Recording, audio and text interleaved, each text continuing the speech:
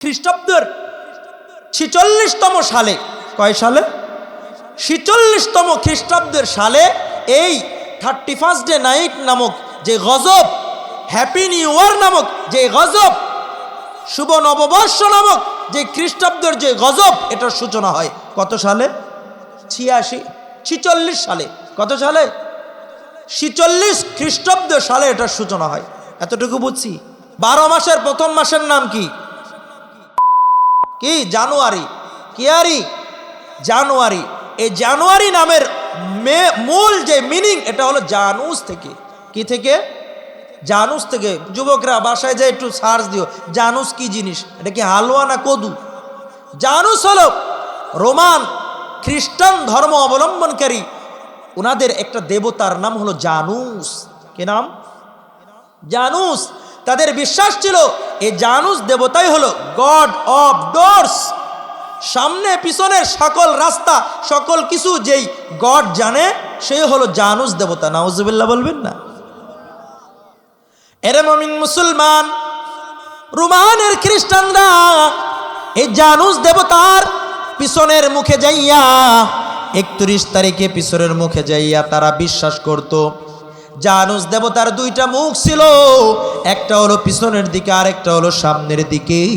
তার মানে তারা বিশ্বাস করত পিছনের যে মুখটা রয়েছে, ওই মুখের সামনে যায় যদি আরাধনা করা যায়, পূজা করা যায়, তাহলে আমার অতীত জিন্দেগির যে ভুল ভ্রান্তি হয়েছে সেগুলো থেকে মুক্তি দেবে। আরো আসতে বলেন নাউজুবিল্লাহ। আর সামনের যেই মুখটা রয়েছে, সামনের মুখ, 31 তারিখে 12টা যখন বেজে যাবে, ওই সামনের মুখের সামনে এসে আরাধনার পূজা করবে।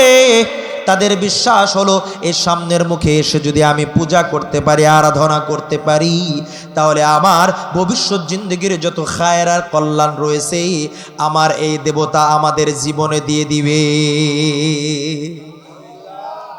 পিছনের মুখে গেলে অতীত জিন্দগির পাপ মুক্ত করবে, আর সামনের মুখে আসলে আমার ভবিষ্যৎ জিন্দগির কল্যাণ কামিতা যা রয়েছে এগুলো আমাকে দেবে। কথা বুঝে আসছে? তাহলে জানুয়ারি মাস থেকে আসছে? জানুস থেকে। তাহলে আমি মুমিন মুসলমান, আমি আপনি বুঝলাম এই যে শুভ নববর্ষের উদযাপন, এই অনুষ্ঠানটা কি মুসলমানদের প্রথা না অন্য ধর্মের? আরো আসতে বলেন। এটা মুসলমানদের প্রথা নয়, মুসলমানদের অনুষ্ঠান নয়। এই কারণে কোনো একজন মুসলমান, কোনো একজন জ্ঞান সম্পন্ন ব্যক্তি এই ধরনের বেহায়াপনা আর অশ্লীলতার উদযাপনের ভিতরে নিজের জীবনের মূল্যবান সময় ব্যয় করতে পারে না। বলে, বান্দা তুমি দুনিয়াতে আসার পূর্বে আমি আল্লাহ তোমার মায়ের স্তনের ভিতরে দুধ নামক বরকত একটা খানা দিয়ে দিয়েছি, যেই খানাটা তোমার জন্য পরিপূর্ণ পারফেক্ট। পৃথিবীর কোনো ডক্টর, ইঞ্জিনিয়ার, কোনো দার্শনিক ওই বাচ্চার জন্য ওই খাদ্যের সরবরাহ করতে পারে না। ইনি হলেন আল্লাহ। ইনি হলেন কে? আমার বান্দাকে আমি দুনিয়াতে পাঠাবো, কে তাকে গাইডলাইন দিবে? কে তাকে লালন পালন করবে? আমার রব বলে, বান্দা আমি তোমার জন্য 2জন নিবেদিত ব্যক্তিকে আমি নির্বাচন করে রেখেছি, যারা নিজেদের জীবন দিয়ে হলেও তোমাকে লালন পালন করবে। তুমি আসবার পরে কিন্তু আমি আল্লাহ তোমার জন্য ওই 2জন মনীষীকে নির্বাচন করেছি। তারা আর কেউ নয়, তারা আর কেউ নয়, তারা হলো তোমার জন্মদাতা মা আর বাবা। সুবহানাল্লাহ। কালকে কইল কে করেছেন? আরো অনেক দৃষ্টান্ত রয়েছে, বলার সময় নেই, আমি ওই দিকে যাব না। তাহলে আমার রব যেহেতু আমাকে হায়াত দিয়েছেন, হায়াতটা কিভাবে গণনা করব সেটাও আল্লাহ দিয়েছেন। কি দিয়েছেন না? আল্লাহ দিয়েছেন 1450 বছর পূর্বে বান্দা বান্দিকে ডাইকা বলে, বান্দা বান্দি রে, তুই তোর জীবনটা গণনা করবি, তোর গণনা দরকার, হিসাব বিজ্ঞানের দরকার। আমি আল্লাহ কোরআনে জানায়া দিলাম, আশ-শামসু ওয়াল কমারু বিহুসবান। বান্দা, সূর্য আর চন্দ্র আমি তোমাদেরকে দিয়ে বুঝাইলাম, তোমার জীবনের গণনার তারিখটা তুমি সূর্য আর চন্দ্রকে দেখা নিবা। আল্লাহু আকবার। এই জন্যই তোরে মুমিন মুসলমান, সূর্য দেখলে আমি বুঝতে পারি কয়টা বাজছে, চন্দ্র দেখলে মুরব্বিয়ানে কেরাম বাপজান যারা যোগ্য বিজ্ঞ ছিলেন, চন্দ্র দেখা বইলা দিতে পারতেন মাসের কোন সপ্তাহ চলতেছে। তার মানে হিসাব আর গণনার জন্য ঘড়ি না হলেও চলতো, কুদরতিভাবে আল্লাহ তাআলা হিসাবের যন্ত্র আর মাধ্যম দিয়েছেন দুইটা। এক নাম্বার হলো সূর্য, আর দ্বিতীয় নাম্বারের নাম কি বলেন না একটু? চন্দ্র। মুহতারাম হাজিরিন, সূর্য আর চন্দ্র দিয়ে আমি আমার জীবনের টাইম নির্ধারণ করি। তবে রে মুমিন মুসলমান, তারিখের হিসাব করতে যাইয়া দুই ধরনের তারিখ আসে, দুই ধরনের। একটা হলো খ্রিস্টাব্দ তারিখ, আরেকটা হলো হিজরি সন। হিজরি সনের সূচনা হয় আমার আর আপনার চোখের নয়ন বিশ্বনবী মুহাম্মদ আরবি আল্লাহ তাআলার আদেশে যখন মক্কা মুকাররমা ছেড়ে মদিনাতুল মুনাওয়ারাতে রওনা হয়েছেন, ওই সময় থেকে নিয়ে হিজরি সনের সূচনা হয়। যে হিজরি সনের প্রত্যেকটা মাসের সঙ্গে ইসলামের ইতিহাস আর কালচার সম্পৃক্ত। আল্লাহু আকবার।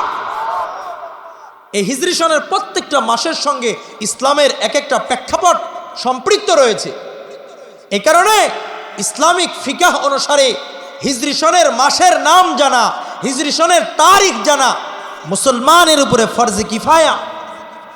জানাজার নামাজ যেমন এক এলাকার ভিতরে 4-5 জন 10 জন মিলে পড়লে পুরা এলাকাবাসীর থেকে গুনাহ মাফ হয়ে যায়, ঠিক তেমনি ভাবে আরবি সনের তারিখগুলো পুরা মহল্লার ভিতরে 2-4 জন যদি না জানে, পুরা মহল্লা গুনাহগার হবে, নাউজুবিল্লাহ। এই কারণে ওলামা হজরত ব্যতীত বাকি কেউ এই নেক কাজটা আমি আর আপনি জানিও না। এখানে যদি বলা হয় যে আপনারা ইংরেজি মাসের নামগুলো বলেন তো দেখি, পটাশ করে বলে দিবেন।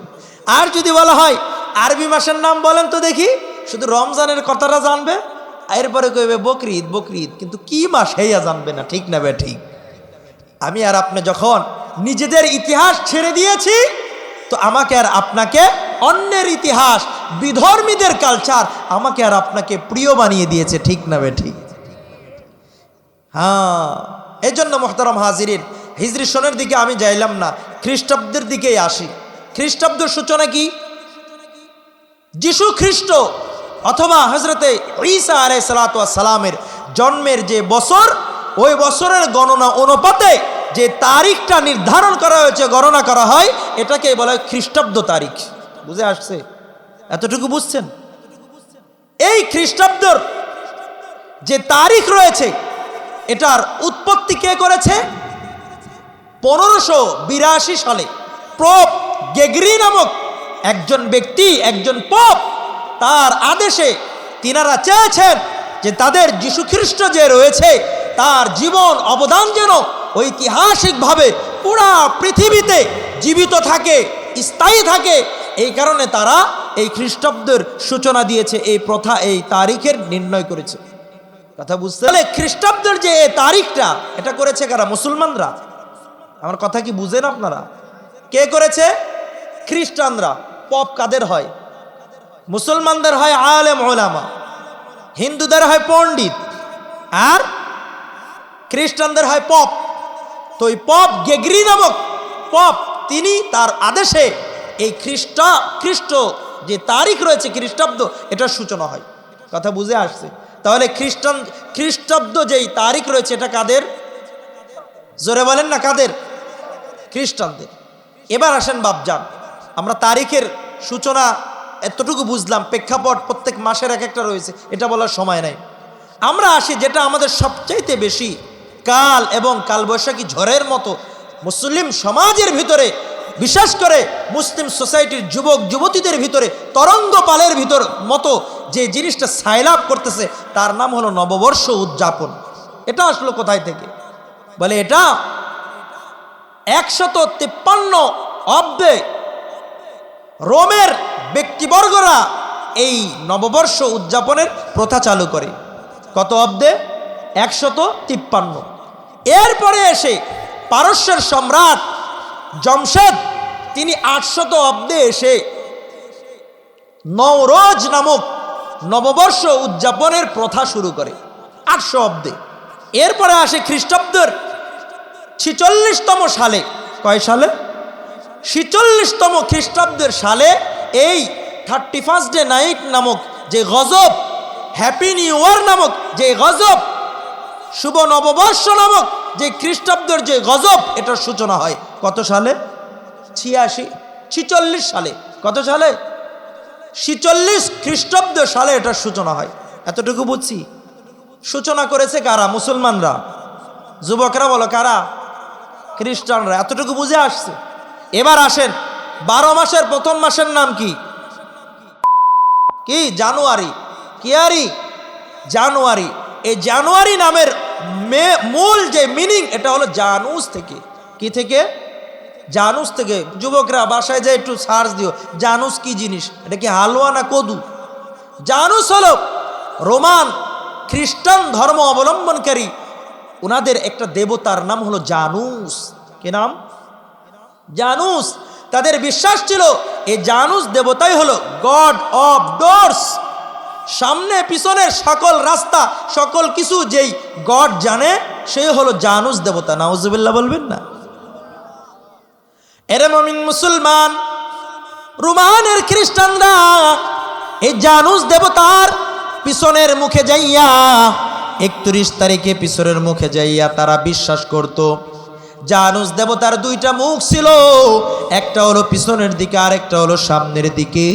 তার মানে তারা বিশ্বাস করত পিছনের যে মুখটা রয়েছে ওই মুখের সামনে যায় যদি আরাধনা করা যায়, পূজা করা যায়, তাহলে আমার অতীত জিন্দেগির যে ভুল ভ্রান্তি হয়েছে সেগুলো থেকে মুক্তি দেবে। আরো আসতে বলেন নাউজুবিল্লাহ। আর সামনের যেই মুখটা রয়েছে, সামনের মুখ, 31 তারিখে 12টা যখন বেজে যাবে, ওই সামনের মুখের সামনে এসে আরাধনার পূজা করবে। তাদের বিশ্বাস হলো এই সামনের মুখে এসে যদি আমি পূজা করতে পারি, আরাধনা করতে পারি, তাহলে আমার ভবিষ্যৎ জিন্দেগির যত খায়ের আর কল্যাণ রয়েছে আমার এই দেবতা আমাদের জীবনে দিয়ে দিবে। পিছনের মুখে গেলে অতীত জিন্দেগির পাপ মুক্ত করবে, আর সামনের মুখে আসলে আমার ভবিষ্যৎ জিন্দেগির কল্যাণ কামিতা যা রয়েছে এগুলো আমাকে দেবে। কথা বুঝে আসছে? তাহলে জানুয়ারি মাস থেকে আসছে? জানুস থেকে। তাহলে আমি মুমিন মুসলমান, আমি আপনি বুঝলাম এই যে শুভ নববর্ষের উদযাপন, এই অনুষ্ঠানটা কি মুসলমানদের প্রথা না অন্য ধর্মের? আরো আসতে বলেন। এটা মুসলমানদের প্রথা নয়, মুসলমানদের অনুষ্ঠান নয়। এই কারণে কোনো একজন মুসলমান, কোনো একজন জ্ঞান সম্পন্ন ব্যক্তি এই ধরনের বেহায়াপনা আর অশ্লীলতার উদযাপনের ভিতরে নিজের জীবনের মূল্যবান সময় ব্যয় করতে পারে না। নিজের জীবনের মূল্যবান সময় এই গুনাহের পিছনে, অশ্লীলতার পিছনে, বিধর্মীদের উদযাপনের পিছনে ব্যয় করতে পারে। কারণ 1 সেকেন্ডের বড় দাম কেউ দিতে পারবে না। শাহেদ ভাই, তিনি ইমাম সাহেব বললেন যে মাহফিলের জন্য নিবেদিত ছিলেন, তার স্বপ্ন ছিল আজকের এই মাহফিল করে আগামীকালকে ঢাকায় গিয়ে চিকিৎসা করবে। সময় দিয়েছে? সময় দিয়েছে? তো আমার আর আপনার যে সময়টা এই বিধর্মীদের আচার অনুষ্ঠানে ব্যয় করব, এই সময়টার দাম আছে না নাই? আছে না নাই? 2টা জিনিসের বড়ই দাম। একটার নাম হলো জীবন, আর একটার নাম হলো সুস্থতা। যাদের দাড়ি পেকে গিয়েছে আজকে তারা হাজারো কলাকৌশল অবলম্বন করলে এই কালা দাড়ি আর আসবে? আসবে? যদি আমি আর আপনি খন্তি আর দা নিয়ে এই দাড়িটাকে চাস্তে চাস্তে ক্লিনের উপরে ক্লিন করে ফেলি, এরপরেও সকালবেলা আসলে দেখা দেয়, ঠিক না? ঠিক। তার মানে জীবন ধরে রাখা যায়, যৌবন ধরে রাখা যায়, বার্ধক্য থেকে দূরে থাকা যাবে না। এই কারণে মুমিন মুসলমানদের কি করণীয়? তাহলে ওই 31 তারিখে আমি আপনি কি করব জানা দরকার আছে না নাই? আরো আসতে বলেন, আছে না নাই? একটু আল্লাহু আকবার বলেন তো জোরে। আমাদের করণীয় আর বর্জনীয় করণীয় আর আগে বর্জনীয়টা শিখি, কারণ নেকি না থাকলেও যদি গুনাহ না থাকে জান্নাত পাবো ইনশাআল্লাহ। আর নেকি আছে অনেক, গুনাহও আছে, জান্নাত পাওয়া সন্দেহজনক। ঠিক না বে ঠিক? আরো আসতে বলেন ঠিক না বে ঠিক? এই কারণে তো নবী আম্মাজান আয়েশাকে বলেন, এ আয়েশা শোনো, নেকি যদি নাও করতে পারো গুনাহ কইরো না। বলেন, নেকি যদি নাও করতে পারো গুনাহ কইরো না। আর গুনাহ ছাড়া থেকে তুমি যদি জিকির আজকারও না করো, শুধুমাত্র 5 ওয়াক্ত নামাজ পড়ো, হক হালালি খাও, তাহলে শুনে রাখো তুমি জান্নাত পাবেই পাবে। সুবহানাল্লাহ। কিন্তু আমাদের অবস্থা হয়ে গিয়েছে ছিদ্র বালতি। এই বাপজানরা কথা বলিস না, ছিদ্র বালতি। কি বালতি? এই বোতলটা ছিদ্র, আমি হাজারো যদি এর ভিতরে মধু দিতে থাকি, মধু থাকবেই। তো আমার আর আপনার আমল নামার যে ব্যাগটা আছে না, এটা আমি আর আপনি ছিদ্র করে ফেলছি বেদাত দিয়ে, গুনাহ দিয়ে, পাপ দিয়ে। বেদাত দিয়ে, গুনাহ দিয়ে, পাপ দিয়ে।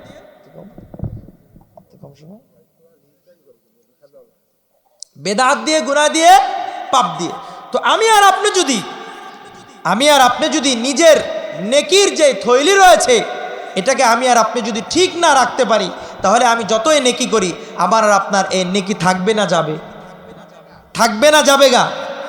মুহতারাম হাজিরিন, আমাকে সময় লেগে দিয়েছে 15। আমাকে আগে বলা হয়েছিল 8:30, তো এখন হয়তো বা অন্য কাজের কারণে সময় আগিয়ে আনা হয়েছে। তো আপনি আপনাদের সামনে সংক্ষেপে 2টা কথা বলে চলে যাব ইনশাল্লাহ। 1 নাম্বার হলো আমাদের বর্জনীয় কি? আমাদের বর্জনীয় কি? বর্জনীয় তো হলো সবচাইতে বড় যে এই সমস্ত আচার অনুষ্ঠানে আমরা যাব না। কেন যাব না? আল্লাহর নিষেধ। কার নিষেধ? কার নিষেধ? আমরা মমিন মুসলমান, ঠিক না বে ঠিক? আমাদের সবচাইতে বড় পরিচয় আমরা মমিন, ঠিক না বে ঠিক? আল্লাহ বলেন যে যারা মমিন, কি যারা মমিন তাদের একটা আলামতের একটা আলামত শোনো, ওয়াল্লাযীনা লা ইয়াশহাদুনা যুর ওয়া ইযা মাররু বিল্লাগবি মাররু কিরামা। আমার রব জানাইয়া দেন, যারা আমার প্রকৃত মুমিন বান্দা, তারা অশালীন অনৈতিক কোনো ধরনের কার্যক্রমের ভিতরে নিজেকে শামিল করবে না। অশালীন অনৈতিক কাজের ভিতরে মুমিনরা নিজেকে শামিল করবে বলে, যদি তাদের সামনে দিয়ে অশালীন কাজ হয়, আল্লাহ তাআলা বলেন যখন তারা ওই দিক দিয়ে অতিক্রম হয়, নিজের আত্মসম্মান বোধ বাকি রেখে, বাঁচাইয়া রেখে সে তাকে নিজেকে কন্ট্রোল করে যাইবে। সুবহানাল্লাহ বলবেন না? তাহলে মুমিনের একটি পরিচয় হলো অনৈতিক অশালীন কাজের ভিতরে সে নিজেকে শামিল করবে না। এই কারণেই তো দ্বিতীয় খলিফা হযরত ওমর রাদিয়াল্লাহু তাআলা আনহু বলেন, ও আল্লাহর নবীর উম্মত, লা তাদখুলু আলাল মুশরিকিনা ফি কানাসিয়িহিম ইয়াওমা ঈদিহিম। খবরদার খবরদার, বিধর্মীদের যখন উৎসব হয় সে সময় তোমরা তাদের ওই উপাসনালয়ের ভিতরে তোমরা যাইও না। বলে কেন জানোনি? ফা ইন্নাস সাখতাতা তানজিলু আলাইহিম, কেননা আল্লাহ তাআলার গজব তাদের উপরে আসবে। যেখানে পাপ হয় সেখানে আল্লাহর গজব আসে, আর যেখানে নেকির আলোচনা হয়, নেকির কাজ হয়, সেখানে কি আসে? আরো আসতে বলেন, কি আসে? হযরতে বদরুদ্দিন আল আইনি রাহমাতুল্লাহ আলাইহি বুখারী শরীফের ব্যাখ্যাকার, তার গ্রন্থ উমদাতুল কারীর ভিতরে তিনি লেখেন, আল্লাহর কোন বান্দারা যদি বিধর্মীদের আচার অনুষ্ঠানকে লোকের আধিক্যতা বুঝানোর জন্য অংশগ্রহণ করে, তাহলে শুনে রাখো আল্লাহ তাআলার শাস্তি যখন তাদের উপরে অর্পিত হইবে, তোমাকেও আল্লাহ তাআলা ওই শাস্তি থেকে মুক্তি দেবে না। তাহলে আমি আর আপনি কি বিধর্মীদের আচার অনুষ্ঠানে যেতে পারবো? যেহেতু এই happy new year 31st day night বিধর্মীদের সূচনা, বিধর্মীদের প্রথা, বিধর্মীদের ধর্মীয় উৎসব, যেহেতু আমি আর আপনি মুমিন মুসলমান, সেই কারণে আমাকে আর আপনাকে ওই আচার অনুষ্ঠানে যাওয়াও যাবে না, শরীকও হওয়া যাইবে না, সেটাকে উদযাপন করা আমার জন্য বৈধ নয়। ঠিক কি না? এরা মুমিন মুসলমান। দ্বিতীয় নাম্বার, এই উদযাপনের ভিতরে গায়রুল্লাহকে ভালো মন্দের মালিক বানানো হয়েছে। এই কারণেই তো রোমান খ্রিস্টানরা তারা ওই জানুস নামক ওই মূর্তি আর দেবতার সামনে যাইয়া ভালো আর মন্দের ব্যাপারে তাদের আরাধনা করে, তাদের নিকটে পূজা কইরা বলে আপনি আমাদের মন্দত্ব থেকে বাঁচাইবেন, কল্যাণ আমাদেরকে দান করবেন। কিন্তু একজন মুমিন মুসলমান কখনো ভালো আর মন্দের দায়িত্ব আল্লাহ ব্যতীত কাউকে মানতে পারে না। মুমিন ভালো মন্দ আসবে কার পক্ষ থেকে? ওয়াল কদরি খাইরিহি ওয়া শাররিহি মিনাল্লাহি তাআলা। ভালো মন্দ, সুখ দুঃখ, অসুস্থতা সুস্থতা একমাত্র যিনি দেন তিনি কে? এই জন্যই তো আল্লাহ তাআলা নবীকে আহ্বান করে বলেন, নবী আমার, কুল ইন তা'বুদুল্লাহ, এ আমার বান্দা বান্দিরা শোনো, তোমরা আল্লাহ তাআলা ব্যতীত যার ইবাদত আর উপাসনা করো, মালা ইয়ামলিকু লাকুম দররা ওয়ালা নাফআ, এমন জিনিসের ইবাদত করো যে সমস্ত জিনিসগুলো তোমাদের ভালো আর মন্দের ব্যাপারে কোনো ক্ষমতা রাখে না। আল্লাহু আকবার। ভালো মন্দ কোনো কিছু দিতে পারে না আল্লাহ ব্যতীত। যাদের তোমরা উপাসনা করো, যাদেরকে তোমরা পূজা করো, যে নেতা লিডারদেরকে তোমরা নমনম করো, যেই অর্থবিদদেরকে তোমরা নমনম করো, শোনো শোনো, ওই ব্যক্তিবর্গ, ওই ক্ষমতাসীনরা তোমাকে কিচ্ছুই দিতে পারে না। আরে সে তো নিজেই নিজের প্রতি দুর্বল, ঠিক না বেঠ? তো আমার আল্লাহ বলেন, নবী আমার বলে দেন, তোমরা আল্লাহ ব্যতীত যার ইবাদত করো, যার উপাসনা করো, তারা তোমাদের ক্ষতি উপকার কোনো কিছুই দিতে পারবে না। আল্লাহ তাআলা আরো বলেন, যালিকুমুল্লাহু রাব্বুকুম লাহুল মুলক, এ আমার বান্দা শোনো, ইনি হলেন আল্লাহ, ইনি হলেন তোমাদের প্রতিপালক, তার জন্যই হলো সকল রাজত্ব, আসমান জমিনের যত ক্ষমতা রয়েছে একমাত্র কার? আল্লাহ বলে, বান্দা আমি হলাম আল্লাহ, সকল ক্ষমতার একচ্ছত্র মালিক হলাম আমি আল্লাহ।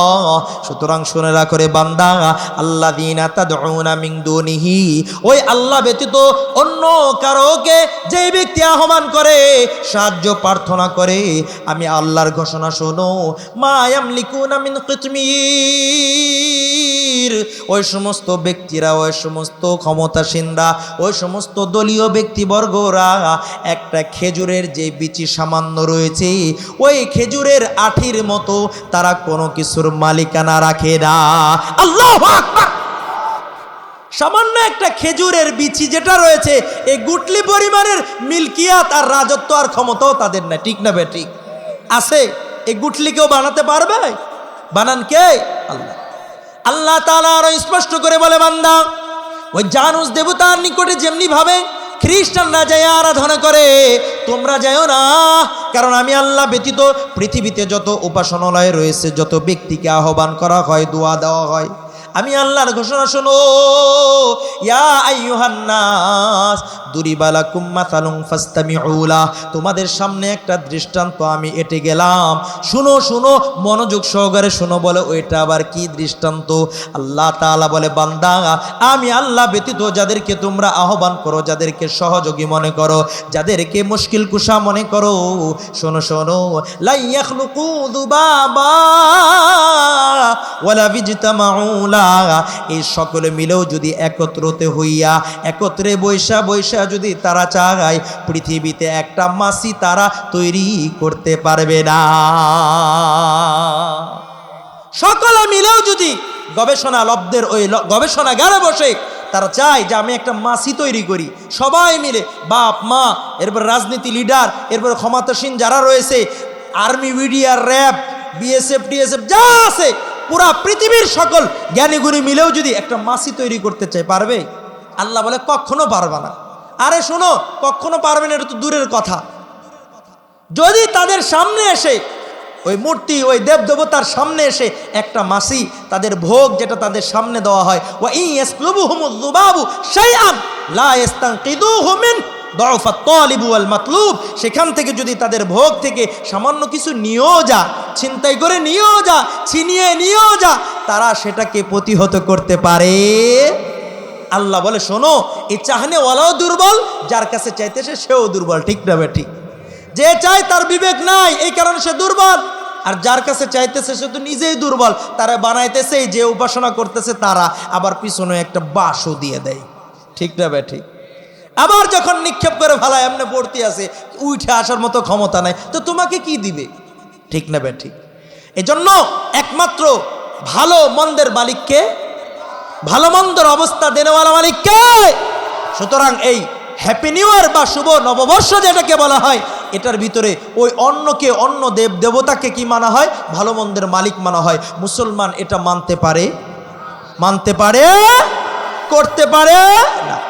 তৃতীয় নম্বর মমিন মুসলমান বলে এটা বিধর্মীদের সাদৃশ্য অবলম্বন করা হয়। আল্লাহর রসুল বলেছেন যে এই ব্যক্তি যার সঙ্গে মোহাব্বত রাখবে সেই ব্যক্তির কিয়ামত তার সঙ্গে হবে। সুবহানাল্লাহ বলবেন না? এই কারণে পৃথিবীতে আমি যার সঙ্গে চলবো আমার হাসর নাসরও ওই প্রকৃতির ব্যক্তিদের সাথেই হবে। যদি আমি ওলামা বিদ্বেষদের সাথে চলি আমার হাসর নাসর তাদের নিকটেই হবে, কাফেরদের সাথেই হবে। এই কারণে চলতে হবে কার সঙ্গে? কোরআনের প্রেমিকদের সঙ্গে চলবো তো ইনশাআল্লাহ। 4 নম্বর মুমিন মুসলমান, সংক্ষেপে বলে যায়, সময় সংক্ষিপ্ত। 4 নম্বর হলো হারাম কাজের সহযোগিতা করাও হারাম। বলেন, হারাম কাজের সহযোগিতা করাও হারাম, হালাল কাজের সহযোগিতা করাও হালাল। সুবহানাল্লাহ বলবেন না? আল্লাহ তাআলা বলেন ওয়ালা তারকানু ইলাল্লাযীনা যালামু, এমন ব্যক্তিদের সহযোগিতা করিও না, এমন ব্যক্তিদের দিকে তুমি ঝুঁকিও না, তুমি লেলিয়ে যাও না।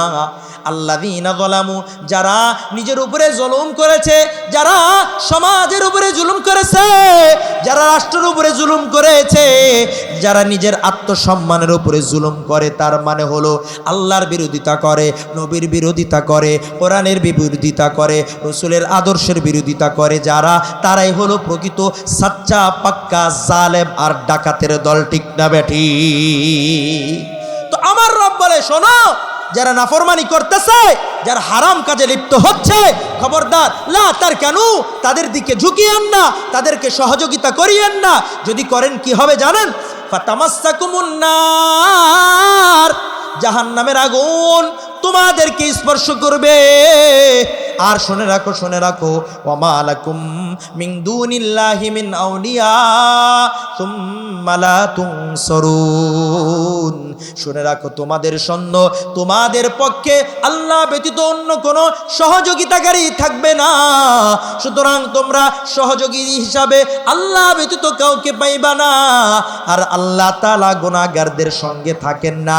আল্লাহ তাআলার সাহায্য, আল্লাহ তাআলার সহযোগিতা একমাত্র নেক কাজের সঙ্গে, নেককারদের সঙ্গে থাকে। ঠিক না বেঠিক?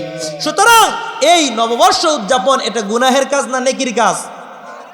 আরো আসতে। সুতরাং এই গুনাহের কাজে আমি আপনার সহযোগিতা করতে পারি? এরা মুমিন মুসলমান, শুধু এখানে শেষ নয়।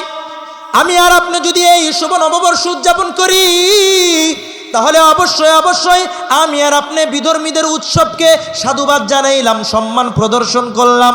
আর মুমিন মুসলমান ইমামে ইবনুল কাইয়িম আল জাওজি রহমতুল্লাহ আলাইহি বলেন, দুনিয়ার ভিতরে মদখোরদেরকে আমরা পছন্দ করি না, জেনাকারদেরকে পছন্দ করি না। যে ব্যক্তি অহরহর মানুষকে হত্যা করে, সমাজের লোকজন তাদেরকে ভালোবাসে না। কোনো ব্যক্তি যদি এই 3 শ্রেণীর মানুষকে সাধুবাদ জানায়, এটা যতটা না নিকৃষ্ট, তিনি বলেন আল্লাহর কোনো বান্দা বান্দি যদি বিধর্মীদের আচার অনুষ্ঠান সেগুলোকে যদি সাধুবাদ জানায়, শুভেচ্ছা জানায়, আর যদি তাদের ওই সমস্ত উদযাপন যায় আর যদি নিজে নিয়োগ করে সেখানে থাকে, আল্লাহর ওই বান্দা বলেন আল্লাহ তাআলা এর চাইতেও বেশি নারাজ আর অসন্তুষ্ট হন, এর চাইতেও বেশি অসন্তুষ্ট হন। আরও তিনি বলেন যে এই কাজ যদি কোনো ব্যক্তি করে, যে খ্রিস্টানদের ধর্মীয় উৎসবকে সহযোগিতা করে, সম্মান প্রদর্শন করে, সে যেন ক্রুশকে সিজদা করলো। নাউজুবিল্লাহ। আমি আর আপনি কি ক্রুশকে সিজদা করব? তাহলে আমি আর আপনি যদি এখন এই উদযাপন করতে যাই, তাহলে আমার আর আপনার কাজ কেমন হবে? ক্রুশকে সিজদা করা হবে। নাউজুবিল্লাহ বলবেন না? এরা মুমিন মুসলমান। 6 নাম্বার, আমি আর আপনি যদি এই কার্যক্রম আর অনুষ্ঠানে যাই, এই অনুষ্ঠানের ভিতরে সবচাইতে যেই কার্যক্রমগুলো হয় এগুলো মানুষকে কষ্ট দেয়, সমাজকে কষ্ট দেয়। কেমন কষ্ট দেওয়া দেয়, কেমন কষ্ট দেওয়া দেয়? এই উদযাপনের ভিতরে হই হুল্লা কম হয় না বেশি হয়? যুবকরা বলো কম হয় না বেশি হয়? অসহনীয় শব্দ দূষণ কম হয় না বেশি হয়? বিকট আওয়াজ অল্প হয় না, অনেক বেশি হয়।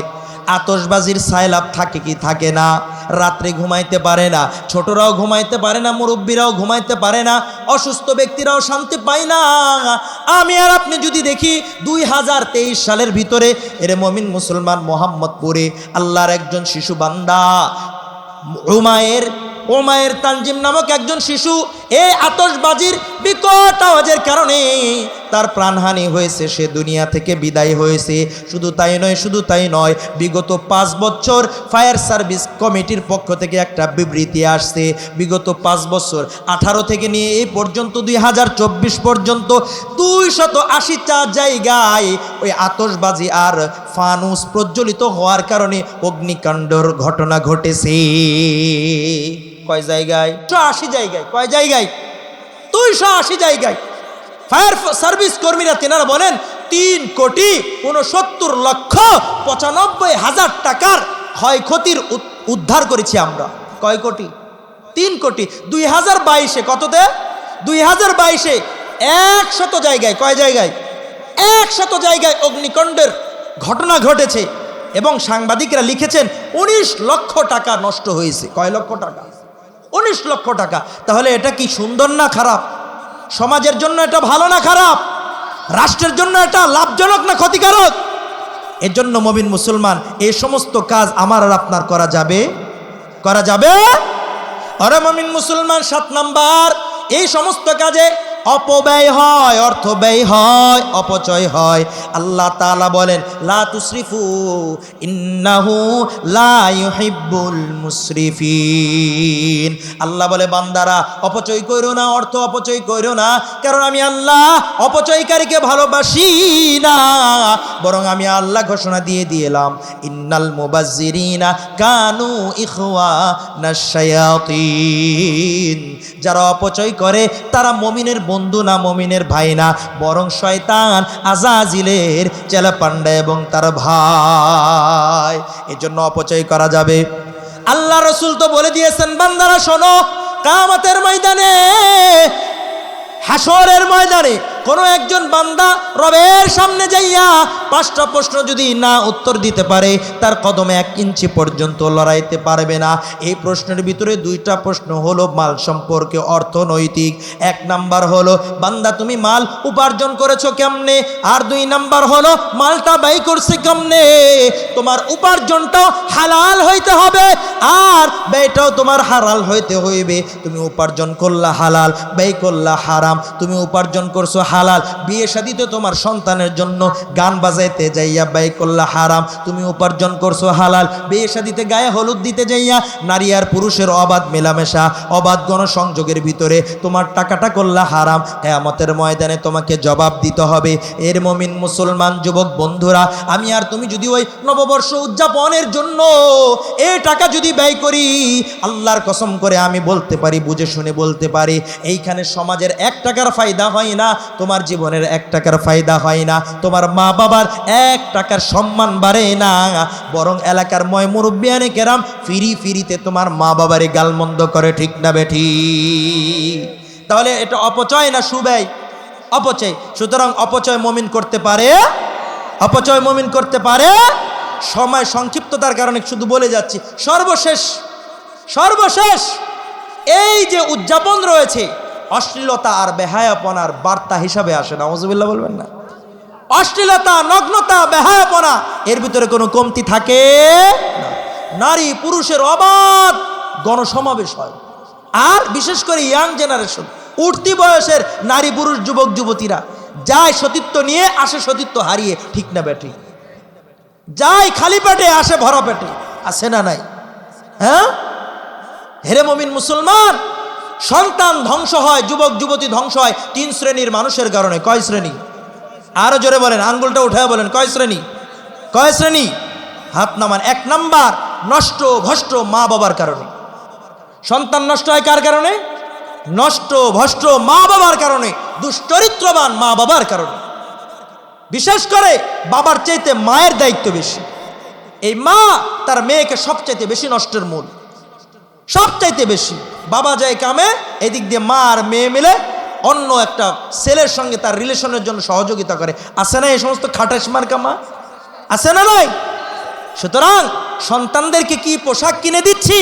কার সঙ্গে আমার সন্তানরা কোচিংয়ে গিয়ে আড্ডাবাজি করতেছে, কলেজে গিয়ে আড্ডাবাজি করতেছে, মোবাইলে চ্যাটিং করতেছে, আমি আর আপনি যদি খোঁজখবর আর তল্লাশি না আনি, খোদার কসম করে বলি কিয়ামতের ময়দানে এই সন্তানগুলো আমার আর আপনার চেহারার উপরে পা দিয়ে কচড়িয়ে কচড়িয়ে আল্লাহর দরবারে নালিশ করবে আর বলবে, আল্লাহ এবার আমাকে জাহান্নামে যাইতে দাও। এই ধরনের মা বাবার চেহারা আমি দেখতে চাই না। নাউজুবিল্লাহ। এই কারণে আজকে সমাজের দুরবস্থা। ছেলেকেও লাগাম ছেড়ে দিয়েছি, মেয়েকেও লাগামহীন ছেড়ে দিয়েছি। পোশাক দিয়ে বেহায়াপনার, কাপড় দিয়ে বেহায়াপনার, মোবাইল দিয়ে দিয়েছি ফিরি ফিরি। ঘরে বসে বসে তারা যৌবনের প্র্যাকটিস করে করে নিজের যৌবনকে ধ্বংস করে দিচ্ছে। নাউজুবিল্লাহ। একটা আর্টিকেলে এসেছিল যে আজ থেকে 10 বছর পরে পুরুষের পুরুষত্ব থাকবে না, নারীর নারীত্ব থাকবে না। পুরুষও নিজের যৌবনটাকে হারিয়ে ফেলবে, নারীও তার যৌবনটাকে হারিয়ে ফেলবে। আর একমাত্র কারণ হলো বেপরদেগি। ঠিক না বেঠিক? আজকে খোলামেলা চলাফেরার কারণে, বেপরদায় চলার কারণে নারীর সতীত্ব ঠিক থাকে না। অন্যের স্ত্রীর দিকে লোভ আর লালসার চোখ দেখিয়ে তাকে নষ্ট করার পায়তা করে। ঠিক না বেঠিক? এই কারণে মুমিন মুসলমান এই আচার অনুষ্ঠানের ভিতরে সবচাইতে বেশি বেহায়াপনা হয়। ঠিক না বেঠিক? কেমন বেহায়াপনা? 2023-এর 2 জানুয়ারি কালের কণ্ঠ পত্রিকায় এসছে, একজন আল্লাহর বান্দি তার প্রেমিকের বাসায় গিয়েছে সাক্ষাতের জন্য।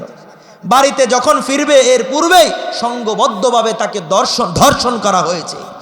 আর ওই স্কুল ছাত্রীর অবস্থা বেহাল হয়ে গিয়েছে।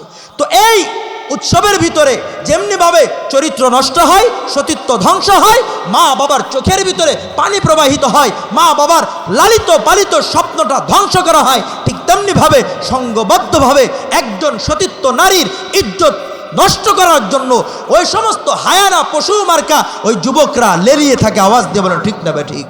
এই কারণে আমি আর আপনি নিজের সন্তানদেরকে সেখানে দেব। এই মোট 8টা বিষয় আমাদের বর্জন করতে হবে। করবো তো ইনশাআল্লাহ?